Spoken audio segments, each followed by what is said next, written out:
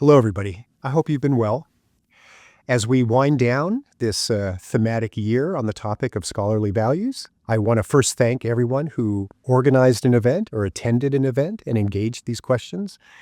I want to thank the members of the steering committee, your wonderful faculty colleagues who actually took the time to think a little bit more deeply about what kinds of debates and conversations would be most useful and edifying for our community.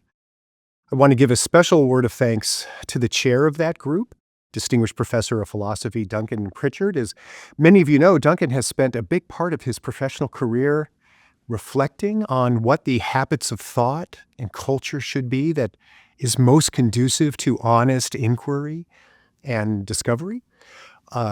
We were lucky 5-6 years ago that Duncan, along with some other colleagues, such as Richard Aram from the School of Education, brought to the campus the Anteater Virtues Project.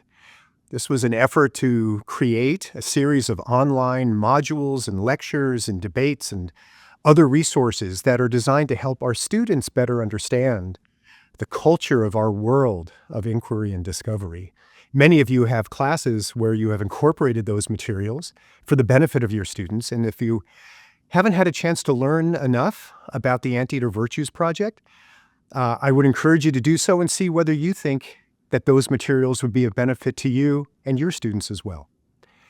And we know that as we're winding down the formal programming of this year, we know that the question of what is required of us as scholars acting at the highest levels of our profession, that's an ongoing conversation because it's foundational to everything we do at the university.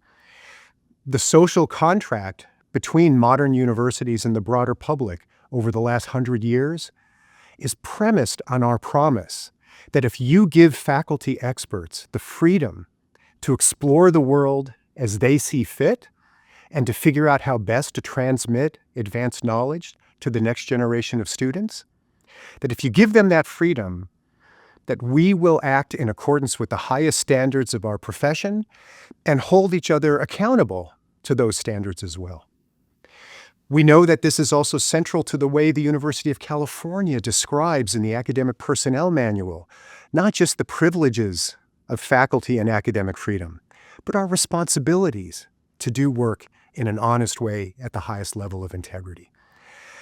And I mention this ongoing obligation because, as we know, in the broader political system, there are loud voices that claim that too many corners of some of our campuses are not acting in a way that is consistent with those obligations of scholarly integrity and professional conduct. We see this in almost every public opinion poll over the last 10 years, this increasing concern about a lack of viewpoint diversity, an unwillingness to introduce students to the full range of legitimate opinion. We see this in scholarly analysis of the demographics of various fields of study, but also scholarly analysis of our syllabi when we claim to be introducing students to contentious debates. And of course, we've been seeing it increasingly in the political system in more than half of all the state legislatures over the last few years, and of course, increasingly out of Washington, D.C. So what are we to make of this? I know that there's many people who believe that these criticisms have no validity or are overblown, that they're driven by other political agendas. But I think that we ignore these criticisms at our peril. And it's not because we need to indulge crazy culture wars. It's because I talk to members of our faculty, I talk to our department chairs, others on the campus all the time.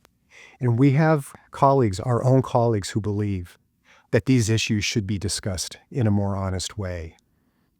It shouldn't be the case that members of our community think that we could benefit, our work could benefit from more diversity of perspective within certain disciplines. But they don't think that they can raise those issues because they fear that they might be ostracized or marginalized.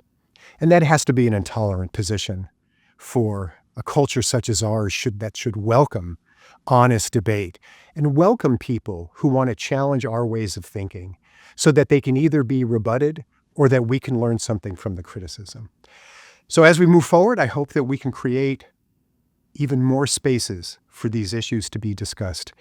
If you have interests in conversations along these lines, I hope that you'll speak up. And I want to thank everyone in advance for continuing this conversation, making it possible for us to do our work at the highest level of professionalism and integrity. And as we do that work, I want to wish you well. And I hope to see all of you in person again before too long. Thanks so much.